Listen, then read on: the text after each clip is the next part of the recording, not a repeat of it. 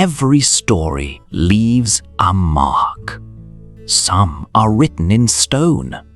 Others bloom for a single night, only to leave their memory behind.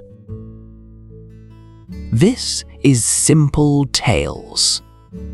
Long ago, in a quiet garden beside a university town, a young student sat beneath a tree and wept.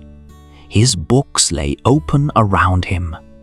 He had spent years studying philosophy, poetry, and the wisdom of great thinkers.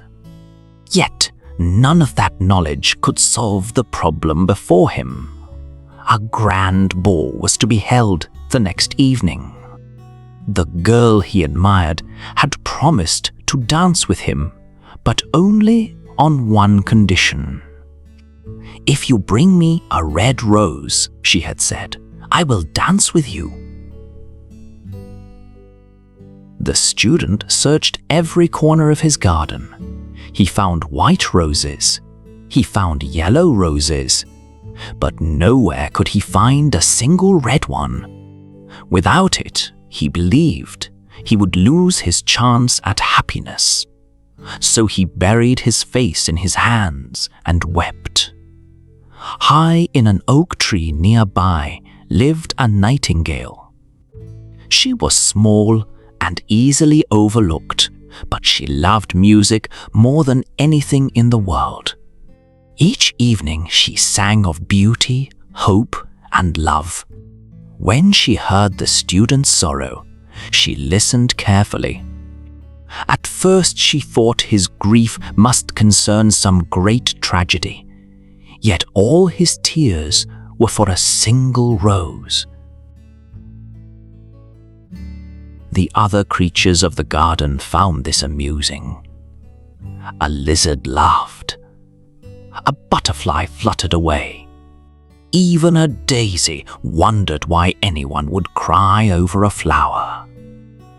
But the nightingale did not laugh. She had spent her life singing about love. Now, for the first time, she believed she had found someone who truly understood it. Here is a lover at last, she thought. He suffers for love exactly as the poets describe. Determined to help, the nightingale flew across the garden in search of a red rose.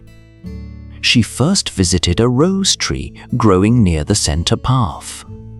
"Can you give me a red rose?" she asked. The tree shook its branches sadly. "My roses are white as sea foam," it replied. "You must ask another." So the nightingale flew to a second tree. "Can you give me a red rose?" The tree answered, "My roses are yellow like sunlight. I cannot help you." The nightingale's heart sank, yet she continued searching. At last, she found a rose tree growing beneath the student's window. Its branches were bare, and its leaves trembled in the evening breeze. "Can you give me a red rose?" asked the nightingale. The tree sighed. "My roses are red," it said. "But winter has wounded my branches. The cold has damaged my roots. This year I cannot produce a single bloom." The nightingale lowered her head. Then the tree spoke again. "There is one way." "What way?" asked the nightingale. The tree hesitated. "The price is very great. Tell me, if you truly desire a red rose, you must create it yourself. You must sing all night with your breast pressed against one of my thorns. The thorn will pierce your heart, and your blood will flow into my veins. And from that blood, a red rose will grow." The garden fell silent. The nightingale understood immediately what the rose tree was asking of her. The flower would cost her life. For a moment, she looked toward the stars as the moon began its slow ascent into the sky. The world was peaceful and life was sweet. Yet another thought lingered in her heart. What value did her songs have if they remained only songs? If love was truly as beautiful as she had always believed, then surely it was worth sacrifice. And so, beneath the rising moon, the nightingale made her choice. As darkness settled across the garden, the nightingale perched upon the rose tree and pressed herself against the thorn. Then she began to sing. At first her song was gentle, filled with images of young hearts discovering one another, of spring mornings and of first hopes. The thorn touched her feathers, but the rose remained pale. So she sang louder. The thorn pierced deeper. The nightingale sang of devotion, of promises and of dreams shared beneath moonlit skies. Slowly, a faint color appeared in the rose's petals. Yet it was still not red enough. The thorn had not reached her heart. The rose tree whispered, "Sing closer still." The nightingale obeyed. The thorn pierced her heart. Pain surged through her body, but she did not stop singing. Her voice rose into the night as she sang of love that endures hardship, love that asks for nothing in return, and love that gives everything. With every note, her life's blood flowed into the rose. The petals deepened from pink to crimson, brighter and richer than any flower in the garden. At dawn, the perfect red rose stood upon the branch. The nightingale's song faded. The first rays of sunlight touched the garden. And beneath the tree, the little bird lay still. The student awoke and opened his window. Immediately he saw the magnificent rose. Never had he seen such beauty.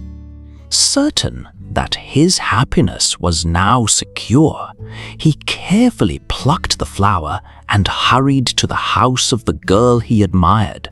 She stood at her doorway, dressed for the evening's festivities. The student proudly offered her the rose. But the girl barely glanced at it. "I'm sorry," she said. "The Chamberlain's nephew has sent me jewels." She lifted a bracelet sparkling in the sunlight. "Jewels are worth far more than flowers." The student stared in disbelief.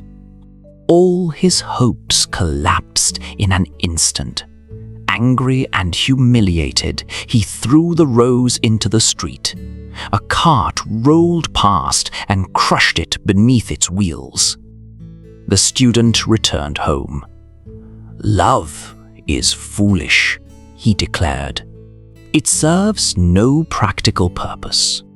He opened his books and returned to his studies. And so, the rose was forgotten. The student never knew what had been sacrificed to create it. He never heard the song that had filled the night. He never learned that a small bird had given everything for an ideal she believed was beautiful. Yet, that is why the story endures. Oscar Wilde did not write a tale about romance. He wrote a tale about sacrifice. The nightingale believed that some things were valuable even if they were not appreciated, even if they were misunderstood, even if the world failed to recognize them. Her song changed nothing for herself, yet its beauty remains long after the rose has vanished. And perhaps that is the lesson. Not every act of kindness will be rewarded. Not every sacrifice will be noticed. But that does not make them meaningless. Sometimes, the value of a thing lies not in what it receives, but in what it gives. Thank you for listening to The Nightingale and the Rose. If you enjoyed this literary fairy tale from Oscar Wilde, please like the video, subscribe to Simple Tales, and share it with others who love timeless stories. Until our next journey into the world's timeless tales, thank you for listening.